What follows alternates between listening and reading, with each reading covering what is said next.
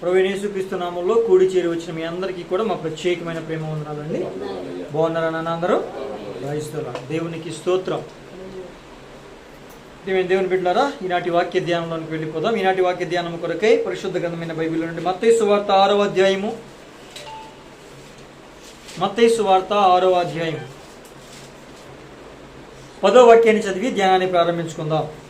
నీ నామం పరిశుద్ధపరచబడును గాక, నీ రాజ్యము వచ్చును గాక, నీ చిత్తము పరలోకమందు నెరవేరునట్లు భూమి యందును నెరవేరును గాక. దేవునికి స్తోత్రం. చాలండి.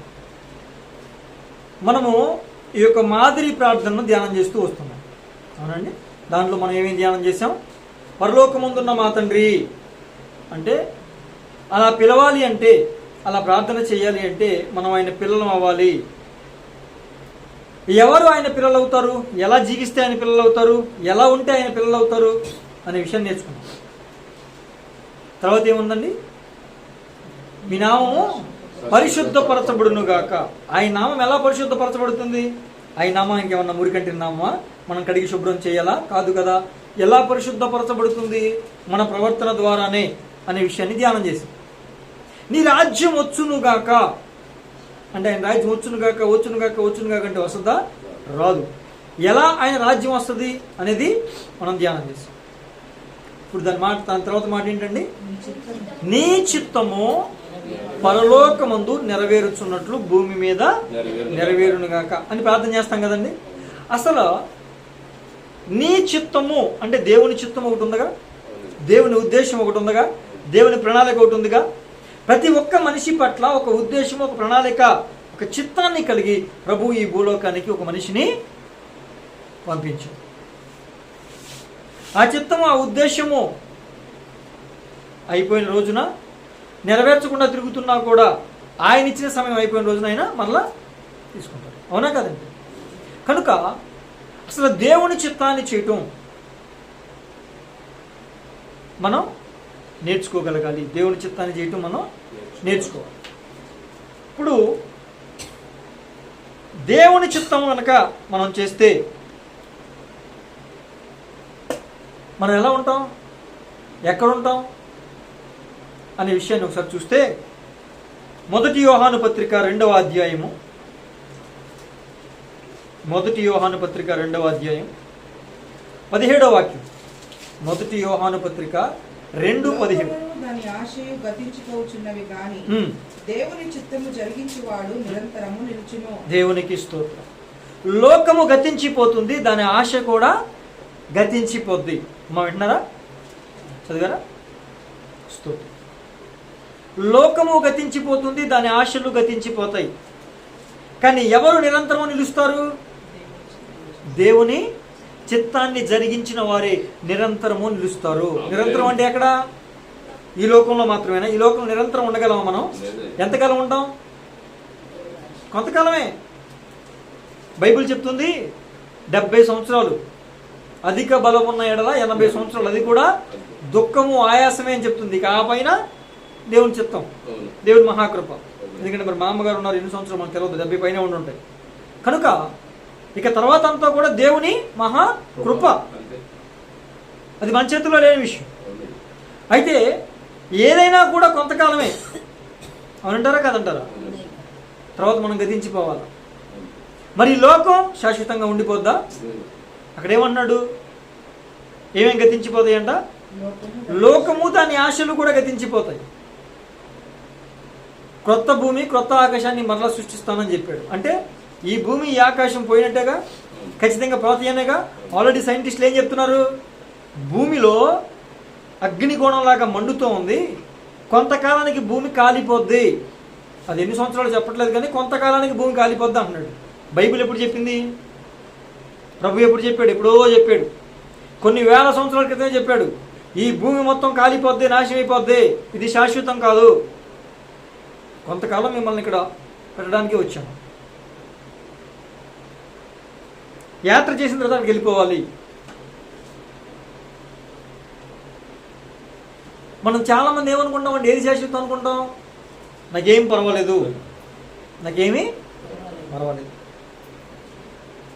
నాకు సొంత ఇల్లు ఉంది, నాకేం పర్వాలేదు, నాకు మంచి ఉద్యోగం ఉంది, నాకేం పర్వాలేదు, నాకు మంచి వ్యాపారం ఉంది, నాకేం పర్వాలేదు, నాకు మంచి రాబడి ఉంది, పొలాలు ఉన్నాయి, రాబడి ఉంది, కాబట్టి నాకేమి డోకా లేదు అని అనుకుంటాం.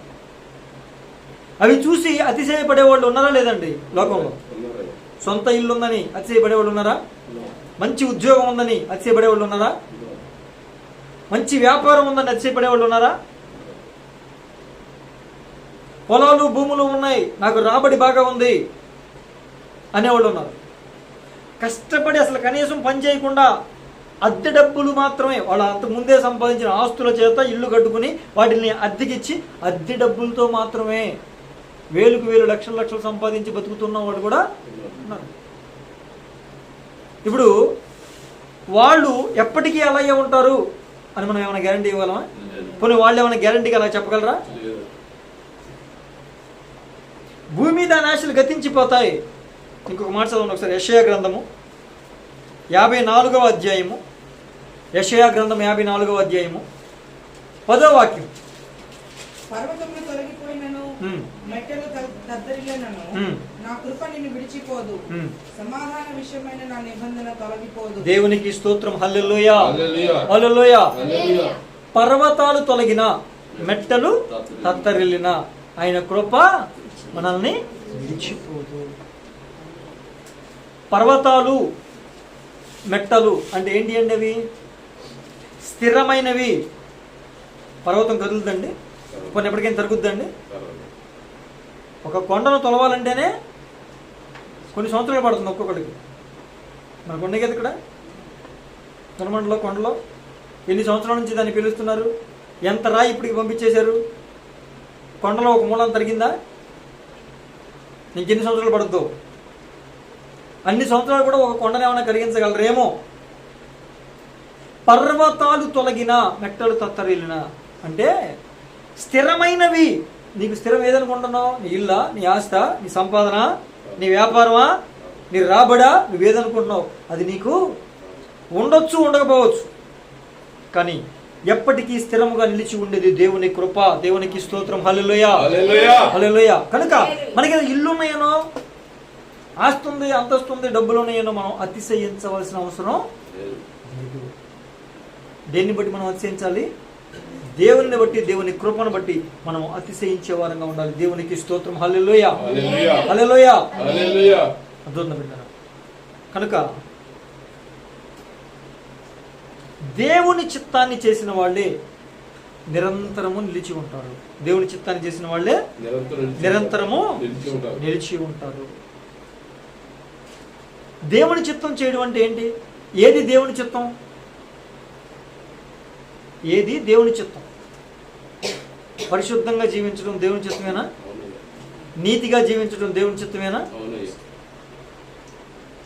లేకపోతే మన ఇష్టం వచ్చినట్టుగా జీవించడం దేవుని చిత్తమా? కీర్తనలో మొదటి కీర్తన ఏమన్నాడు? దుష్టుల ఆలోచన చొప్పున నడవద్దు, పాపుల మార్గంలో నిలవద్దు, అపహాసకులు కూర్చుండు చోట కూర్చోవద్దు. మరి ఎక్కడ ఉండాలంట? యెహోవా ధర్మశాస్త్రం నందు ఆనందించుచు దివారాత్రము దానిని ధ్యానించువాడు నీటి కాల వల్ల ఎవరన నాటబడినదై ఆకు వాడికి తన కాల ముందు ఫలమిచ్చు. అంటే మన ఇష్టం వచ్చినట్టుగా మనం చేయడానికి కాదు, దేవుని చిత్తాన్ని నెరవేర్చాలి. ఒకసారి మొదటి తెస్సలోనికీయులకు పత్రిక చూడండి. మొదటి తెస్సలోనికీయులకు రాసిన పత్రిక 4వ అధ్యాయము.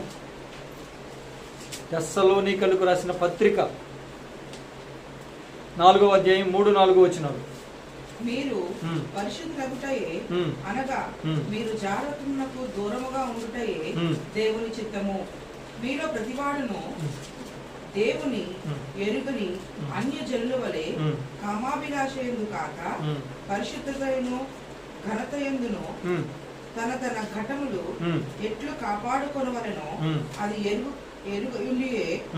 ఎరుగుంటే దేవుని చిత్తము. దేవునికి స్తోత్రం. హల్లెలూయా. మనము మీరు పరిశుద్ధంగా ఉండుటయే దేవుని చిత్తం అని. దాని తర్వాత వచ్చినప్పుడు ఏమన్నాడంటే,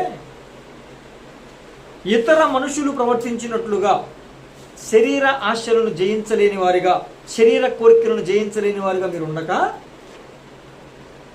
తన ఘటమును ఎలా కాపాడు, ఘటం అంటే ఏంటండి? శరీరం. ఘటము అనగా శరీరం. తన శరీరాన్ని ఎలాగ మాలిన్యం అంటకుండా పాపం అంటకుండా ఎలా కాపాడుకోవాలో తెలుసుకుంట ఎరుగుటయే దేవుని చిత్తం.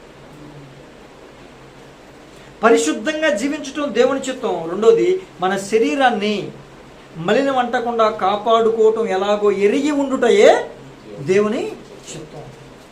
ఈ లోకాశలు, శరీరాశలు, లేకపోతే ఈ డబ్బు, ఆయా పదవులు, ఆయా రకాలైనటువంటి విషయాలు మనల్ని ఆకర్షిస్తూ ఉంటాయి. ఆకర్షించవండి? ఆకర్షిస్తాయి. ఆకర్షించినప్పుడు మనం ఎలా ఉండాలి? వాటిని జయించే వాళ్ళలాగా ఉండాలి. ఎందుకని?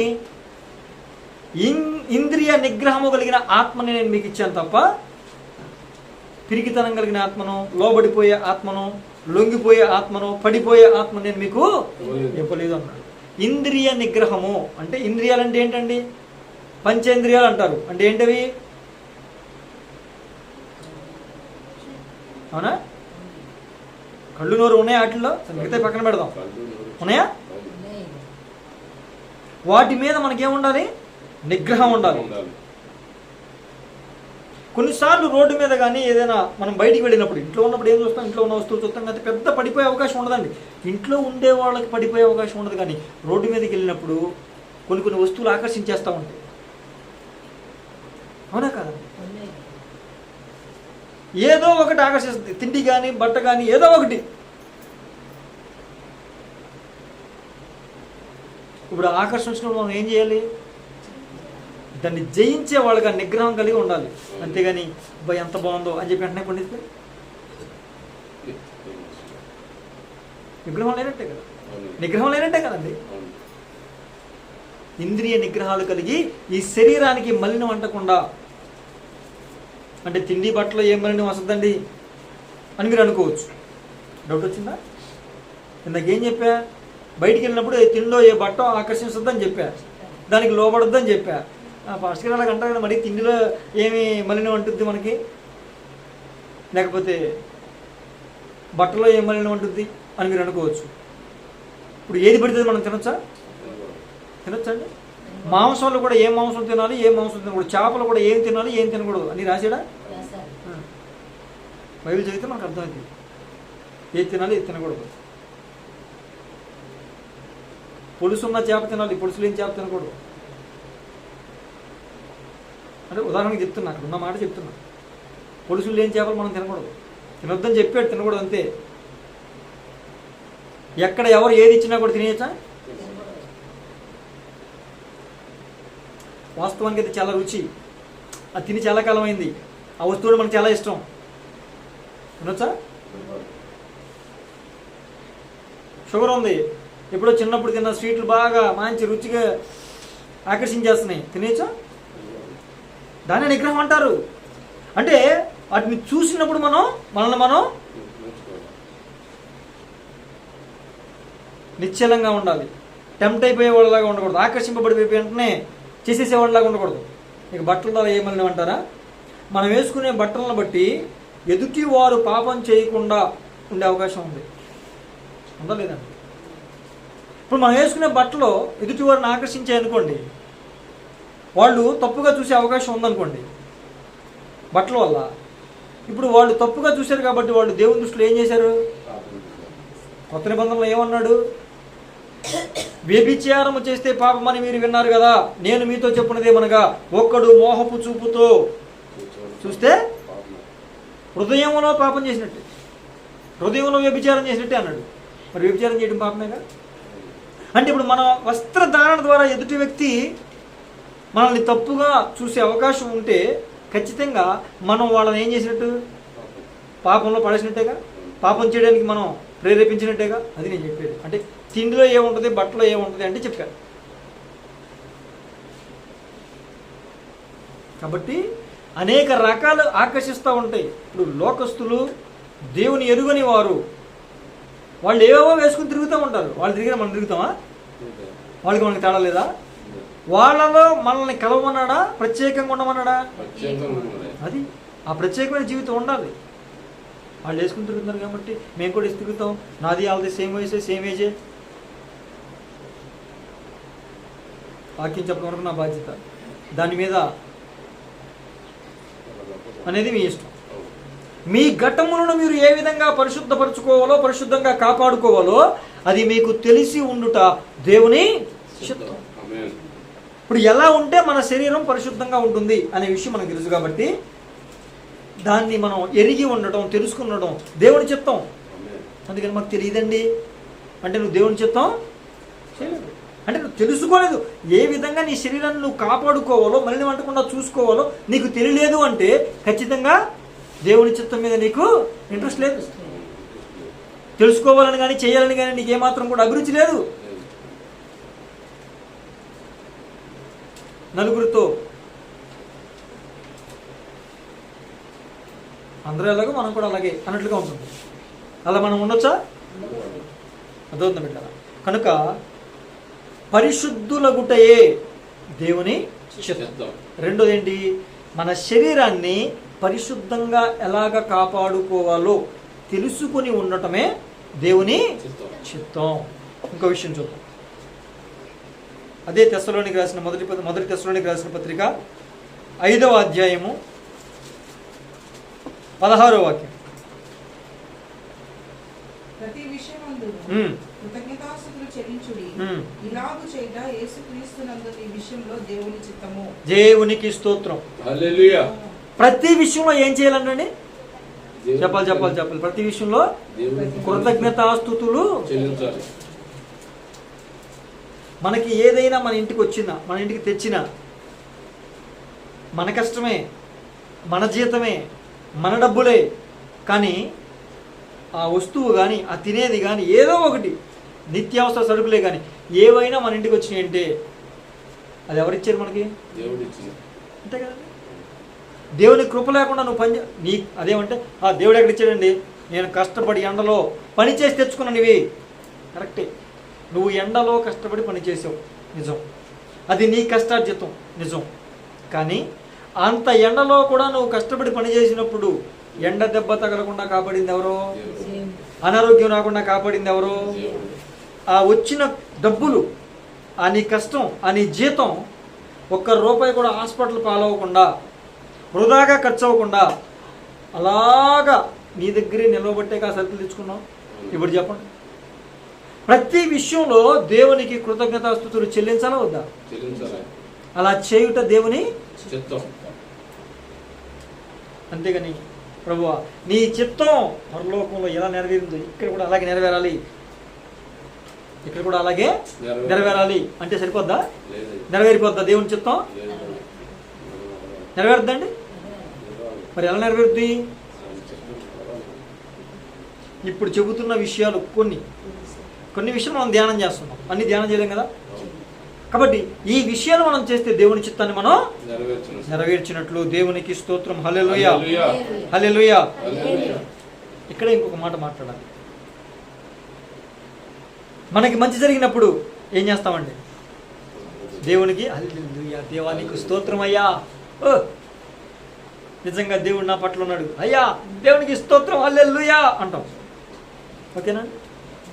ఇందాక చెప్పినట్టు మనం మన కష్టార్జితంతో మనం తెచ్చుకున్న వస్తువులను బట్టి మనం దేవునికి స్తోత్రాలు చెప్పాలి. ఓకే, ఇప్పుడు మీకు మేలు కలిగిన ప్రతి విషయంలోనూ కృతజ్ఞతాస్తుతులు చెల్లించుట దేవుని చిత్తం అని రాయబడిందా? ప్రతి విషయంలోనూ దేవునికి కృతజ్ఞతాస్తుతులు చెల్లించుట దేవుని చిత్తం అని రాయబడిందా? ప్రతి విషయం. ఇప్పుడు మేలు కోసం మాట్లాడుకున్నాగా, ఇప్పుడు నీకేదో నష్టం జరిగింది, నీకేదో కష్టం కలిగింది, నీకేదో వేదన కలిగింది, నీకేదో ఇంకోదో బాధ కలిగింది. ఈ కష్టం ఇచ్చినందుకు నీకు స్తోత్రం ప్రభువా, ఈ బాధ ఇచ్చినందుకు నీకు స్తోత్రం ప్రభువా అని ఎవరైనా కృతజ్ఞతాస్తుతులు చెల్లించగలరా? అలా చెల్లిస్తేనే వాక్యాన్ని నెరవేర్చినట్టు, దేవుని చిత్తాన్ని చేసినట్టు. అదవుతుందండి. మంచిలో కాదు, చెడులో కూడా దేవుణ్ణి ఏం చేయాలి? మంచిలో చేశారు, చెడులో చేశారు. అసలు మీ తప్పేమీ లేదు, మీ తప్పేమీ లేదు. మనుషులు నీ మీద నిందేశారు. మనుషులు నీ మీద ఏం చేశారండి? నిందేశారు. ఇప్పుడు ఏం చేయాలి? దేవుని స్తుతం చేయాల్సిందే. ప్రభువా, నేను ఎలాగ నిందారహితంగా ఉన్నాను నీకు తెలుసు. ఈ నింద వచ్చింది, ఈ నిందను బట్టి నీకు స్తోత్రం. ఈ నింద తర్వాత ఏదో నాకు ఆశీర్వాదం ఇవ్వబోతున్నావు, అందుకని నీకు ముందుగానే స్తోత్రం అని చెప్పగలిగితే దేవుని చిత్తాన్ని చేసినట్టు. ఆమేన్. నిజంగా నువ్వు తప్పు చేయనప్పుడు నీ మీదకి నింద వస్తే, నువ్వు దేవునికి స్తోత్రాలు చెల్లించు. తర్వాత వచ్చే ఆశీర్వాదం ఎవరైతే నిందించారో వాళ్ళు చూసి వాళ్ళకి ఎంత కార్యం చేశాడు దేవుడు అని వాళ్ళ చేత అనిపించేలాగా ప్రభు చేస్తాడు. ఆమేన్. హల్లెలూయా. ప్రతి విషయంలో నీకు కష్టం వచ్చినా, మంచి వచ్చినా, చెడు వచ్చినా, ఏది జరిగినా నువ్వేం చేయాలి? దేవుని స్తుతించాలి. యోబు ఏం చేశాడండి? అసలు యోబుకి వచ్చిన కష్టాలు మనకు ఒక దెబ్బకు వస్తే అందుట్లో ఒకటి వచ్చినా ఏం దేవుడండి. ప్రతిరోజు పొద్దున్నే నేను నా పిల్లలందరూ 10 మంది పిల్లల నిమిత్తం నేను బలులు అర్పించాను. ప్రతిరోజు వేకువజామున ఆయన్ని స్తుతించాను, బలులు అర్పించాను, ఆయనకి ప్రార్థించాను. ఏం చేశాడు నాకు దేవుడు? ఏం చేశాడు దేవుడు నాకు? మీకు విషయం చెప్పనా? ఆయనకి జరిగిన నష్టం అంతా గంటలోపు జరిగింది.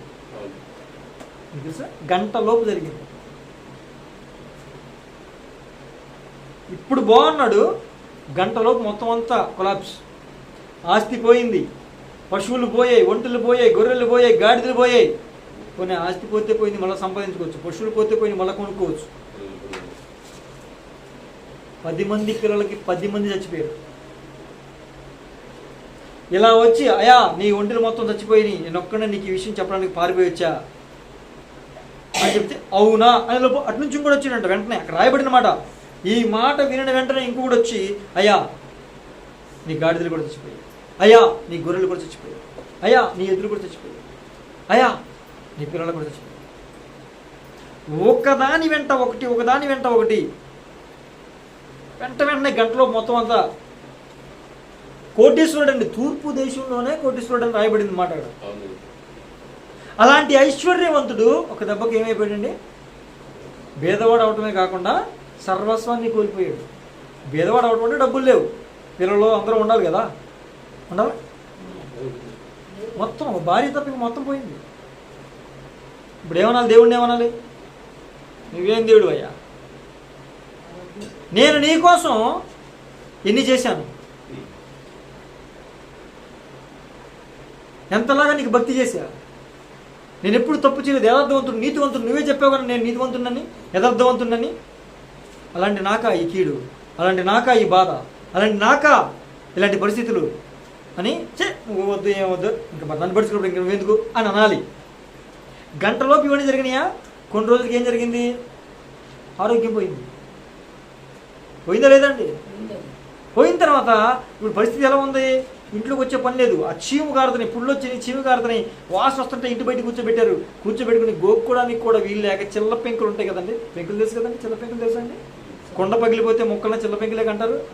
వాటితో గోక్కుంటున్నాడు.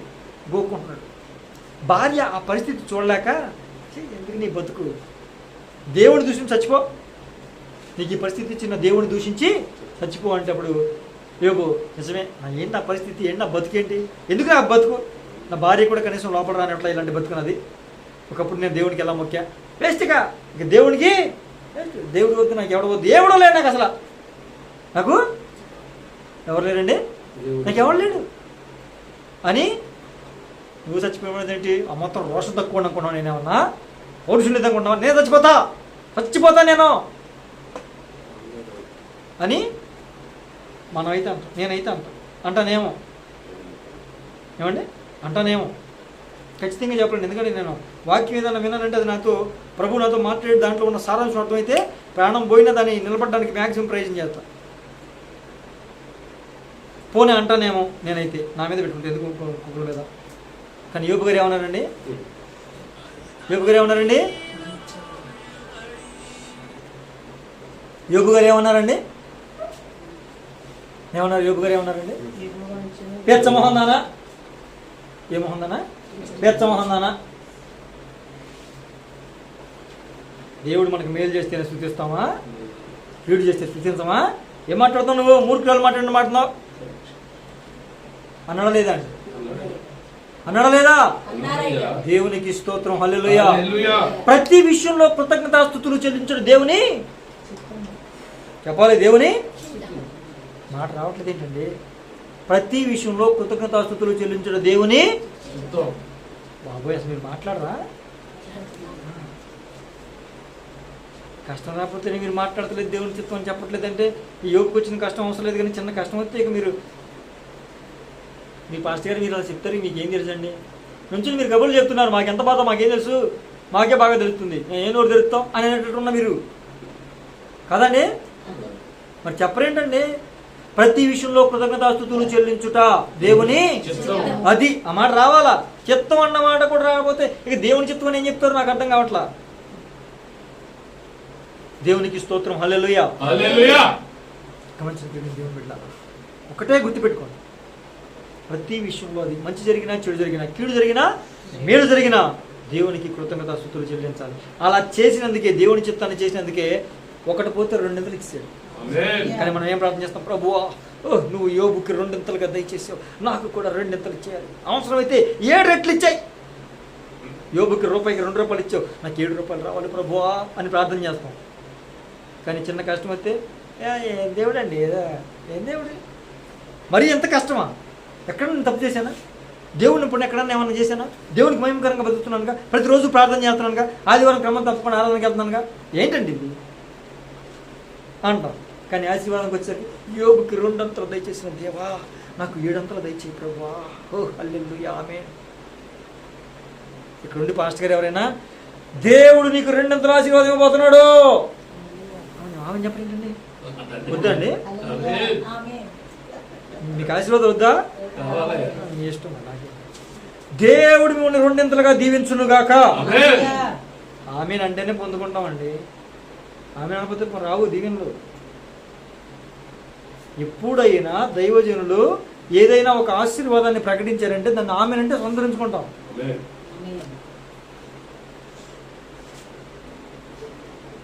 రూపాయి రాదు.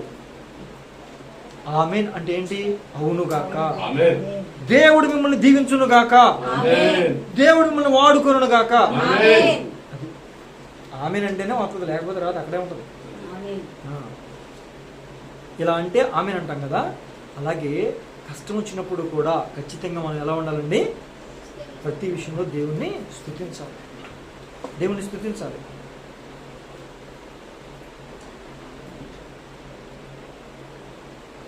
దేవునికి స్తోత్రం, హల్లెలూయా. అలా స్తుతించుట దేవుని చిత్తము, దేవుని చిత్తము. దేవునికి స్తోత్రం. ఇంకొక విషయం చూద్దామండి. పేతురుకు రాసిన మొదటి పత్రిక, పేతురు గారు రాసిన మొదటి పత్రిక 2వ అధ్యాయము 15వ వాక్యం. పేతురు గారు రాసిన మొదటి పత్రిక 2:15. ఎలైనగా మీరిట్లు యుక్త ప్రవర్తన గలవారై ఆజ్ఞ మూలముగా మాట్లాడు మూర్ఖుల నోరు మూయుట దేవుని చిత్తము. దేవునికి స్తోత్రం, హల్లెలూయా. యుక్త ప్రవర్తన గలవారై అజ్ఞానముగా పలుకు వారి నోరు మూయుట దేవుని చిత్తం. అంతేనండి.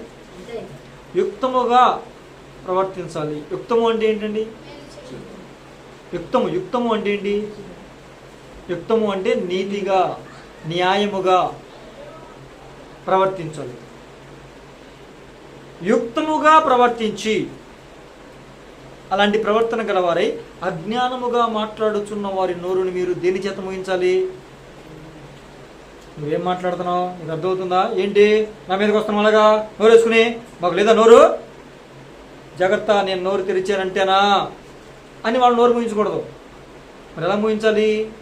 మన ప్రవర్తన ద్వారా, న్యాయమైన నీతి కలిగిన ప్రవర్తన ద్వారా వాళ్ళ నోరు ముగించగలగాలి. ఏమండి, మనం అసలు ఏ తప్పు చేయకుండా, ఎవరిని ఏమి అనకుండా, ఎవరిని ఎప్పుడు తప్పుగా తోలనకుండా మన పని మనం చేసుకుంటూ వెళ్ళిపోతున్నాం అనుకోండి. మనల్ని అన్యాయంగా అపనిందలు వేసిన వాళ్ళు, మనల్ని అన్యాయంగా మాట్లాడిన వాళ్ళు, మనల్ని అన్యాయంగా తిట్టిన వాళ్ళు ఆ ప్రవర్తన చూసి వాళ్ళు ఏం చేస్తారండి? అంటారా లేదా? యుక్త ప్రవర్తన గలవారే అజ్ఞానముగా మాట్లాడిన వారి నోరు ముగించగలగాలి. అంతేగాని మాటకి మాట సమాధానం చెప్పి నువ్వు ఒక మాట అంటే నేను 10 మాటలు అంటా, మాకు రావా మాటలు, మాకు చేతగావా మాటలు, మాకు లేదా నోరు అంటే అలా నోరు మూయించడం కాదు. ఇది నోరు మూయించుకునే పోటీయా? మన ప్రవర్తన ద్వారా వాళ్ళ నోరులు మూయించగలగాలి. అజ్ఞానుల నోరులు మూయించాలి. వాళ్ళ జ్ఞానం లేదు, వాళ్ళ పేర్లే అజ్ఞానులు. జ్ఞానం లేక నిందిస్తారు, అవమానిస్తారు, ఇష్టం వచ్చినట్టుగా తోలనాడతారు, మాట్లాడతారు. అలాంటి వారి అజ్ఞానాన్ని, ఆ అజ్ఞానముగా ప్రవర్తించిన వారి మాటలను మనం ఎలా ముగించాలంటండి? న్యాయముగా నీతిగా నడుచుట ద్వారా. యుక్తము అంటే న్యాయము, యుక్తము అంటే న్యాయముగా నీతిగా నడుచుట ద్వారా ఏం చేయాలండి? వాళ్ళ నోర్లు ముగించాలి. ఇప్పుడు మీకు డౌట్ రావచ్చు, ఎవరికైనా వింటున్న వీళ్ళకైనా ఒక డౌట్ రావచ్చు. అంటే ఇప్పుడు ఏదేను తోటలో సర్పము యుక్తి గలదై అన్నాడుగా, అనడలేదండి. ఆహా, అంటే న్యాయంగా నడుచుకుందాం అన్నమాట. పాస్టర్లే తప్పు చెప్తున్నారు తప్ప పాము న్యాయంగా నడుచుకుంది, సాతాను గారు న్యాయంగా నడుచుకున్నాడు. మరి యుక్తము అంటే ఏమన్నా? న్యాయంగా నడుచుకుంటా అన్నా. మరి అక్కడ యుక్తి గలదై, సాతాను యుక్తి గలదై, పాము సర్పము యుక్తి గలదై అన్నాడుగా. అది దొరికిపోయారు పాస్టర్ గారు, ఆ న్యాయంగా నడుచుకున్నాడు, వీళ్ళే అబద్ధం చెప్తున్నారు అని మీకు డౌట్ రావచ్చు. అందుకే ఈ మాట చెప్తున్నాను. ఎందుకంటే మళ్ళీ ఎప్పుడైనా డౌట్ వచ్చినా, విన్నప్పుడు డౌట్ వచ్చినా ఆన్లైన్లో అది వెళ్ళిపోతాం. ఇది యుక్తము అంటే న్యాయముగా, యుక్తి అంటే ఉపాయంగా. చాలా తేడా ఉందండి. రక్తము వేరు, రక్తి వేరు. బా, ఏమి రక్తి కట్టించాడండి అంటారు. అంటే దాని అర్థం ఏంటి? ఇప్పుడు యేసు ప్రభువుని ప్యాషన్ ఆఫ్ ది క్రైస్ట్లో సిలువ వేసినప్పుడు ఆ వేసిన మేకప్ కానీ, ఆ రక్తపు మరకలు కానీ, అవి కానీ ఇవి కానీ, ఆ సీన్లు కానీ ఎలా ఉంటుంది అసలు? మనకి చూస్తుంటేనే కళ్ళం నీళ్ళు కారిపోయేలా ఉంటుంది. అంటే రక్తి కట్టించటం. అవునా కదండి? అవునా కదండి? ఇప్పుడు రక్తం అంటే ఏంటి? అవునా? రక్తము వేరు, రక్తి వేరు. అలాగే యుక్తము వేరు, యుక్తి వేరు. యుక్తము అంటే న్యాయము, యుక్తి అంటే ఉపాయం. అంటే వ్యూహంగా, ఉపాయంగా వలపన్ని ఏం చేసిందండి? సాతానుగాడు వచ్చి అవ్వని మోసం చేసి. దేవునికి స్తోత్రం. హల్లెలూయా, హల్లెలూయా. అర్థమవుతుందండి? కనుక యుక్త ప్రవర్తనతో మనం అజ్ఞానంగా మాట్లాడే వారి మాటలు నోరులు మూయగలగాలి. అది దేవుని చిత్తం. మనం నోటికి నోరు, మాటకి మాటతో మోయించడం కాదు. యుక్త ప్రవర్తనతో వారి నోరు మనం మోయించగలగాలి. దేవునికి స్తోత్రం. హల్లెలూయా, హల్లెలూయా.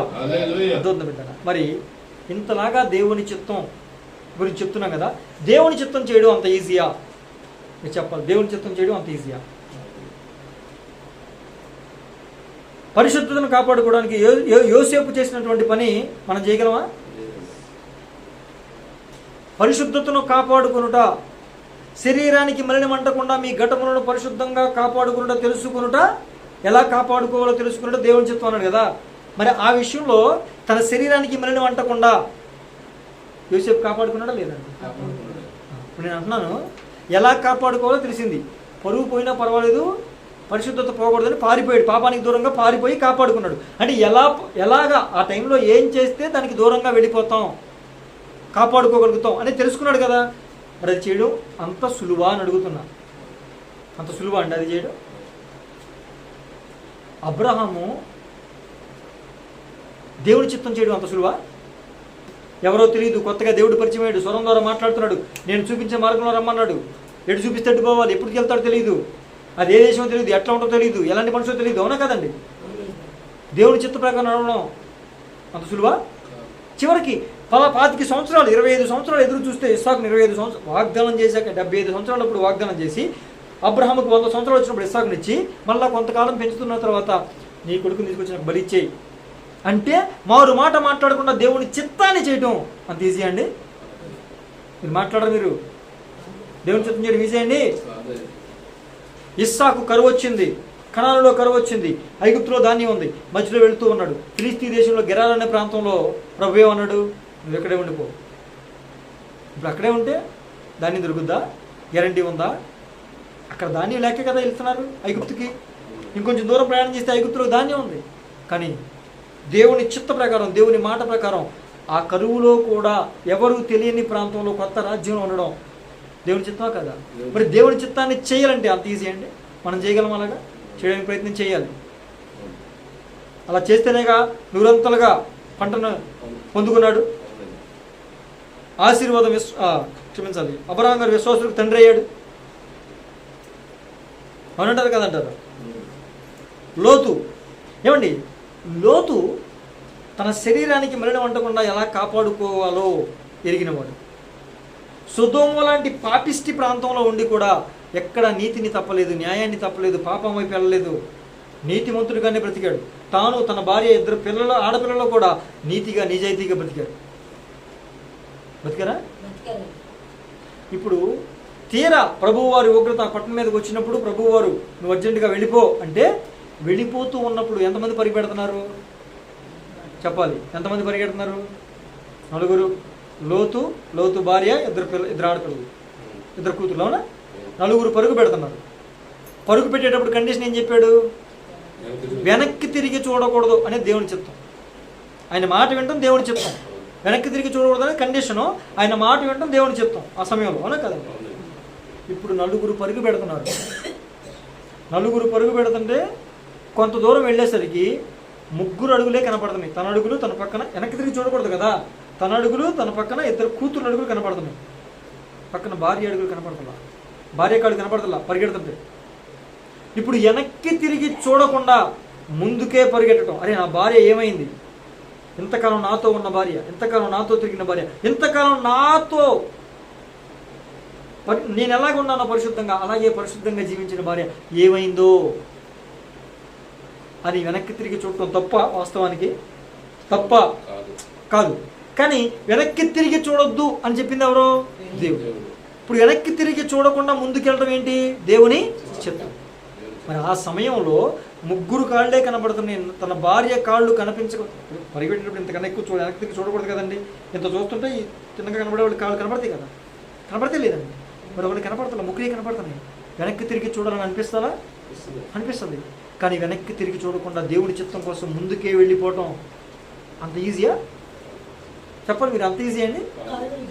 చాలా కష్టం దేవుని చిత్తం చేయడం. అయినా వాళ్ళు ఏం చేశారు? దేవుని చిత్తాన్ని చేశారా లేదండి? దేవునికి స్తోత్రం. ఇక దానియేలు, షద్రకు, మేషకు, అబేద్నెగో మనకు తెలుసు కదా. దేవుని చిత్తం ఏంటి? విగ్రహారాధన చేయకూడదు, దేవుని తప్ప ఇంకెవరికి సాగిలి పడకూడదు. షద్రకు, మేషకు, అబేద్నెగో ప్రాణం పోయినా పర్వాలేదు కానీ మేము సాగిలి పడమన్నారు. దేవుని చిత్తాన్ని చేశారు. ప్రార్థన చేయడం దేవుని చిత్తమా కాదా? ప్రార్థన చేయడం దేవుని చిత్తమా కాదా? మరి దేవుని చిత్తాన్ని దానియేలు గారు చేశారా? ప్రాణాపాయం ఉన్నా కూడా దేవుని చిత్తం చేశారా? అంత ఈజీ అండి? అలాంటి సమయాల్లో దేవుని చిత్తం చేయడం అంత ఈజీయా? ఈ కాసేపు కళ్ళు మూసుకుంటే పర్వాలేదు, ఈ 30 రోజులు ప్రార్థన చేయకపోతే పర్వాలేదు అని అనుకోవచ్చుగా. అవునా కాదండి? కానీ ప్రాణాలు పోయినా పర్వాలా, దేవుని చిత్తాన్ని మాత్రం మేము విడిచిపెట్టాం అని దేవుని చిత్తాన్ని చేయడానికి వాళ్ళు ఏం చేశారండి? యేసు ప్రభు వారు ఇప్పుడు మనకి ఏదైనా కష్టం వచ్చి ఇంత బాధ కలుగుద్ది, ఇంత వేదన కలుగుద్ది, మరీ ఇంతలాగా హింసించబడతాం అని ముందే తెలిసింది అనుకోండి, ముందే తెలిసింది అనుకుందాం, మనం తట్టుకోగలమా? అటువైపు వెళితే ఖచ్చితంగా ఇలా జరుగుద్ది అని తెలిసినా కూడా అటువైపు మనం వెళ్ళగలమా? మరి యేసు ప్రభు వారు ఆయన్ని పట్టుకెళ్ళిన తర్వాత కొరడాలతో ఎలా కొడతారో, మొహం మీద ఎలా ఉమ్మేస్తారో, ఎలా ఆపాసిస్తారో, సిలువను మోపించి తీసుకెళ్తూ కొరడాలతో ఎలా కొడతారో, అక్కడికి వెళ్ళిన తర్వాత అపహసిస్తారు, పిడిగుద్దులు గుద్దుతారు, ముళ్ళ కిరీటం పెడతారు, మేకులు కొడతారు, బట్టలు తీసి తన కళ్ళ ముందే అంగిని పంచుకుంటారు, చీట్లేసి గాయాలు చేస్తారు. ఇదంతా ముందు తెలుసా లేదా? మీరు చెప్పాలి, ముందు తెలుసా లేదా? తెలిసినా కూడా ప్రభు ఏమన్నాడు? నీ చిత్తమైతే తప్పించు, లేకపోతే నీ చిత్తమే జరగాలంతే. అంత ఈజీ అండి? అంత బాధ, అంత వేదన, అంత దుఃఖం, అంత గాయాలు నాకు కలుగుతాయి, అంత బాధ నేను భరించాలని తెలిసినా కూడా దేవుని చిత్తానికి ఒప్పుకోవడం అంత ఈజీ అని అడుగుతున్నా నేను. మరి దేవుని చిత్తాన్ని చేయాలి. దేవుని చిత్తాన్ని చేయడం కష్టం, అయినా చేయాలి. మరి దేవుని చిత్తాన్ని చేస్తే కలిగే లాభాలు ఏంటో కూడా చెప్పుకోవాలిగా. ఏమండి? దేవుని ఇంత కష్టపడి దేవుని చిత్తాన్ని చేస్తే కలిగే లాభాలు 2-3 చెప్పుకుని టపటప ముగి చేసుకుందామా? అవునా కదండి? అప్పుడే కదా మరి మనకి ఓకే, ఓహో ఇంత కష్టపడి దేవుని చిత్తాన్ని చేస్తే ఇంత లాభం ఉంటుందన్నమాట. అంతే కదండి. పొద్దు నుంచి సాయంత్రం వరకు ఈ భయంకరమైన ఎండలో పని చేస్తే 500 వస్తాయంటే పని చేస్తాం. 100 కూడా వస్తాయండి, ఎవడు పని చేస్తాడు ఎండలో? ఉండే కదండి. మరి లాభం ఉండాలి కదా. పని చేస్తున్నాం అంటే ఫ్రీగా వచ్చి ఏమంటే చేస్తారు ఏమన్నా చేయదు. చూద్దాం ఒకసారి లాభాలు ఏంటో చూద్దాం. యోహాను సువార్త 6వ అధ్యాయం 41వ వచనం. యోహాను సువార్త 6:41. కాబట్టి నేను పరలోకం నుండి దిగి వచ్చిన ఆహారం అని ఆయన చెప్పినందున యూదులు ఆయనను గూర్చి సనుగుచ్చు, ఈయన యోసేపు కుమారుడైన యేసు కాడా? యోహాను సువార్త 6:41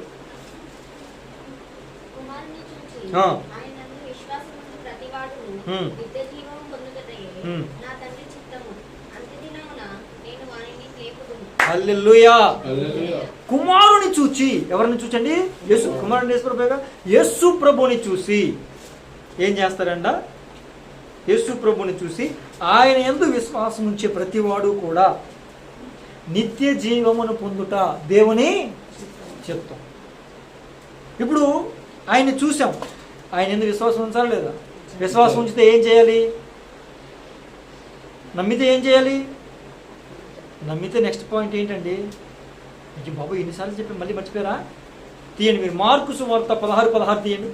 ఓరి నాయనో, అది మళ్ళీ మర్చిపోయారండి మీరు. మీ లెక్కన 2-3 వారాల తర్వాత మళ్ళీ అదే మెసేజ్ చెప్పేస్తాను. హల్లెలూయా, రికార్డింగ్ ఆపేసి. మార్కు సువార్త లాస్ట్ అధ్యాయం, ఆఖరి అధ్యాయం 16:16 చెప్పాలి, చదవాలండి. 16:16 ఏముందండి? ఇప్పుడు ఇక్కడ ఏమన్నాడు? ఇక్కడ ప్రభువు ఇక్కడేమన్నారు? కుమారుని చూచి, అంటే యేసయ్యను చూచి ఆయన గురించి విని ఇప్పుడు ఏం చేయాలంట? ఆయన యందు విశ్వాసం ఉంచి నిత్య జీవం పొందితే ప్రతివాడు నిత్య జీవం పొందాలనేది దేవుని చిత్తం. ఇప్పుడు యేసు ప్రభువుని చూసారా? యేసు ప్రభువుని నమ్మారా? చెప్పాలి మీరు. నమ్మారా? నమ్మితే ఏం చేయాలి?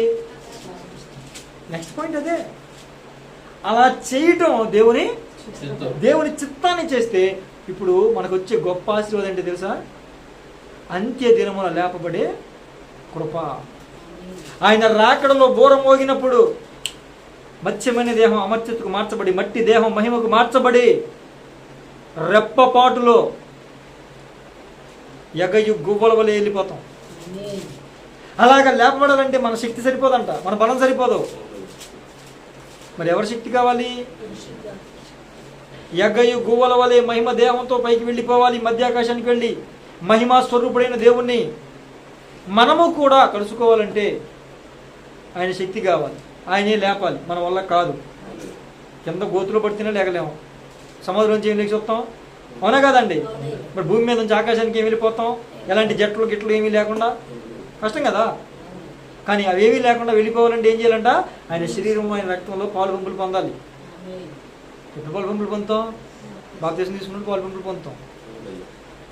ఆయన చిత్తం చేయడం ఏంటి? నమ్మి విశ్వసించి ప్రతివాడు బాప్తిసం పొంది ప్రభు బలలో పాలు పంపులు పొందితే అప్పుడు అంత్య దినమున ఆయన చిత్తాన్ని చేస్తే అంత్య దినమున లేపబడతావు. ఆయన చిత్తం చేయడానికి ఇప్పటికైనా ప్రయత్నం చేద్దామా? దేవునికి స్తోత్రం. ఇంకొక విషయం చూద్దాం. యోహాను సువార్త 9వ అధ్యాయం 31. యోహాను సువార్త 9:31.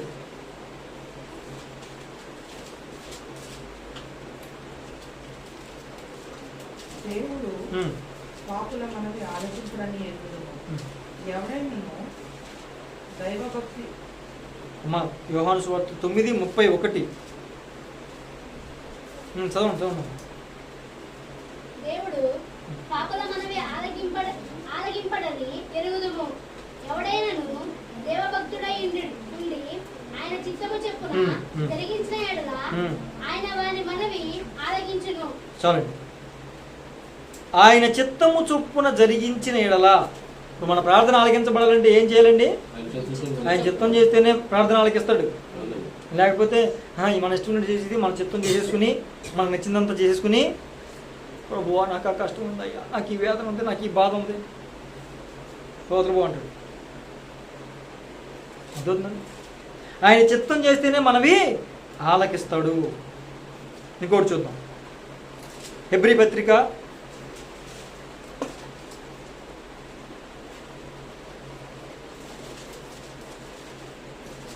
10:36. హెబ్రీ పత్రిక 10:36. మీరు దేవుని చిత్తమును నెరవేర్చిన వారై వాగ్దానం పొందు నిమిత్తము మీకు ఓర్ని అవసరమై ఉన్నది. చాలండి. ఇప్పుడు దేవుని చిత్తం చేస్తే ఏం చేసుకుంటాం అంటే వాగ్దానాలు స్వతంత్రించుకుంటాం.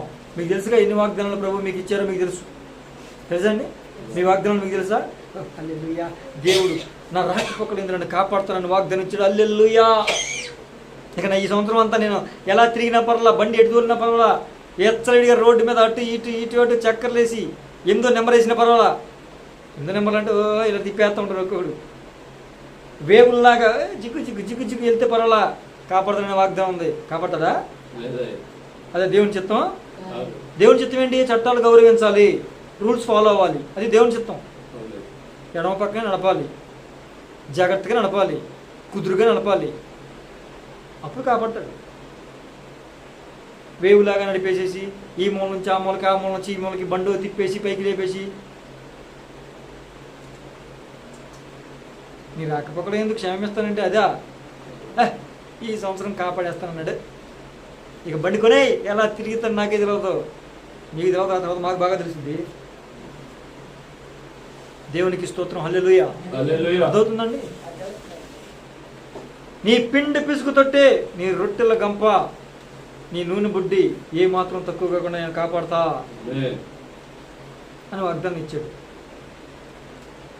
ఇక ఈ సంవత్సరం మా ఇంట్లో బియ్యం తక్కువ అవ్వంట, నూనె తక్కువ అవ్వదంట, కూరగాయలు తక్కువ అవ్వంట, అసలు మాకు తింటా కర్రీ ఉండదంట అని చెప్పి ఇంట్లో కూర్చుంటే చెప్తారా? చెప్తున్నానండి. అక్కడ ఏమన్నాడు? దేవుని చిత్తాన్ని చేస్తే వాగ్దానాన్ని సంతరించుకుంటాం. నేను ప్రతిదీ చెప్తున్నాను, ప్రతిసారి చెప్తున్నా, మళ్ళా చెప్తున్నా, కండిషన్ లేకుండా ఏది కూడా. దేవుడు మిమ్మల్ని పైవారిగా ఉంచుతాడు. ఆమె అనాలి అన్నారా? ఇది వాగ్దానం. దీన్ని సంతరించుకోవాలంటే ఏం చేయాలి? మనం ఆయన చిత్తం చేయాలి. ఆయన చిత్తం ఏంటి? అదే ద్వితీయోపదేశకాండ 8 ఏమంటాడు ప్రారంభంలో? ఈ నా మాటలు విని వాటి చొప్పున చేయి ప్రతి వాడు ఈ దీవెనలన్నీ పొందుకుంటాడు అంట. ఏమండి? ఆ దీవెనలన్నీ నీ మీదకి రావాలి. ఆ దీవెనలు ఏంటి? అసలు చదువుకోండి. మీరు ద్వితీయోపదేశకాండ 28వ అధ్యాయం చదువుకోండి, 1-10 సార్లు చదువుకోండి. అసలు ఆశీర్వాదం అంటే మామూలుగా ఉండవు. బయటికి వెళ్తే, లోపలికి వెళ్తే, అసలు నువ్వు ఏది పని చేసినా పట్టిందల్లా బంగారం అంటుండే అలా ప్రతిదీ నువ్వు ఆశీర్వదించబడతావు. అందరికన్నా పైవారిగా ఉంచుతాడు, తలగా నియమించాడు, నిన్నే అప్పిచ్చేవారిగా చేస్తాడు. అప్పు అంటే మళ్ళీ వడ్డీకి కాదు. వడ్డీకి ఇవ్వడం తప్పు, అప్పు ఇవ్వడం న్యాయం. అప్పు ఇచ్చుట ఒప్పు, వడ్డీకి ఇచ్చుట తప్పు. మీకు అర్థమవుతుందండి? అప్పు ఇవ్వటం వేరు, వడ్డీ ఇవ్వటం వేరు. కొట్లో అరువు తెచ్చుకుంటాం, అప్పు తెచ్చుకుంటాం.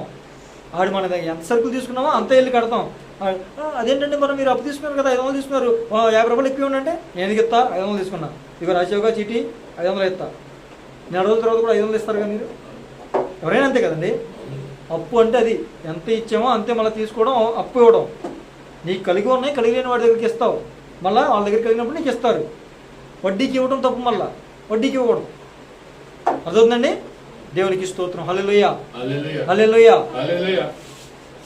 కనుక గమనించిన ప్రియమైన దేవుని బిడ్డలారా, దేవుని చిత్తం చేస్తే వాగ్దానం నెరవేర్చుకుంటాం. ఇంకొక విషయం, ఒక్కొక్క మాట చూసి ముగించేసుకుందాం. మత్తయి సువార్త 7:21 చూడండి. మత్తయి సువార్త 7:21. మత్తయి సువార్త 7:21. ప్రభువా ప్రభువా అని నన్ను పిలుచు ప్రతివాడును పరలోక రాజ్యములో ప్రవేశింపబడు గాని పరలోకమందున నా తండ్రి చిత్త ప్రకారము చేయవాడే ప్రవేశించును. చాలండి. ప్రభువా ప్రభువా అని పిలిచి ప్రతివాడు పరలోక రాజ్యంలో చేరడం. తండ్రి చిత్త ప్రకారం చేస్తేనే పరలోక రాజ్యంలో. మీకు అర్థమైందా ఏం ప్రయోజనాలు ఉన్నాయో? 1, మన ప్రార్థనలు ఆలకిస్తాడు. 2, వాగ్దానం సంధించుకుంటాం దేవుని చిత్తాన్ని చేస్తే. 3, అంత్య దినములో లేపబడతాం. 4, పరలోక రాజ్యాన్ని స్వతంత్రించుకుంటాం. అర్థమవుతుందండి? కనుక అందరం కూడా దేవుని చిత్తాన్ని చేద్దామా? నీ చిత్తము పరలోకముందు నెరవేరుచున్నట్లు భూమి యందు నెరవేరును గాక అని ప్రార్థన చేసి ముగించేద్దామా? నేను మరలా చెప్తున్నా, ఆ మాదిరి ప్రార్థన అంతా కూడా క్రైస్తవ జీవితం. మీరు ఈ విధంగా బ్రతకాలి అని ఆ మాటల్లో చెప్పాడు. దాన్ని మనం చాలా జాగ్రత్తగా ధ్యానం చేసుకుంటే ఇలా ఉంటుంది. అర్థవుతుందా బిడ్డలారా? కనుక దేవుని చిత్తాన్ని చేద్దాం, ఆయన వాగ్దానాలను స్వతంత్రించుకుందాం, ఆయన చేత ఆశీర్వాదాలు పొందుకుందాం, లేపబడే కృపను పొందుకుందాం, పరలోక రాజ్యాన్ని స్వతంత్రించుకుందాం. దేవునికి స్తోత్రం. అట్టి కృప ప్రభు మనకి దయచేయును గాక. ఆమేన్. ప్రార్థన చేసుకుందాం.